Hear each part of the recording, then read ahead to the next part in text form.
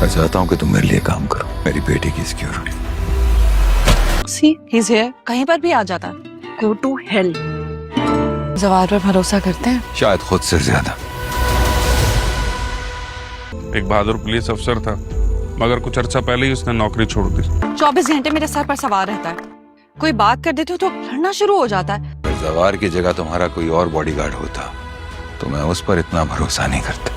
آپ کی سیفٹی اس وقت میرا پرائم کنسرن ہے، میں اس لیے آپ سے پوچھ رہا ہوں کہ آپ کہاں ناظرین، آپ دیکھیں گے کہ زوار کو اپنی ایمانداری کی سزا مل چکی ہے اور اس کو نوکری سے نکال دیا گیا۔ ادھر آپ دیکھیں گے جب وہ گھر آتا ہے تو اپنے باپ کو کہتا ہے کہ تبھی میں پولیس کی نوکری کروں گا جو جیسے میں ایمانداری سے کر رہا تھا، نہیں تو میں کبھی بھی یہ نوکری نہیں کروں گا۔ اس کا باپ اسے سمجھاتا ہے لیکن وہ نہیں سمجھتا۔ دوسری طرف آپ یہ بھی دیکھیں گے کہ اس کی ملاقات پارسا سے ہو جائے گی اور پھر وہ پارسا اسے اپنے باپ کے پاس لے جائے گی، اور جب اس کا باپ دیکھے گا کہ یہ بہت ہی اچھا انسان ہے تو وہ زوار کو اپنی بیٹی کا باڈی گارڈ بنا دے گا، اور اس طرح آپ دیکھیں گے کہ وہ پارسا کے ساتھ رہنا شروع ہو جائے گا۔ اس پر پارسا کو بہت ہی غصہ آتا ہے اور وہ کہتی ہے کہ یہ تو ہر وقت میرے سر پر چڑھا رہتا ہے اور ہر وقت ہر جگہ میرے ساتھ رہتا ہے، کیونکہ اس کے باپ نے کہا تھا کہ مجھے صرف اور صرف اب زوار پر ہی اعتبار ہے اور اس کے علاوہ کسی پر بھی نہیں۔ اس پر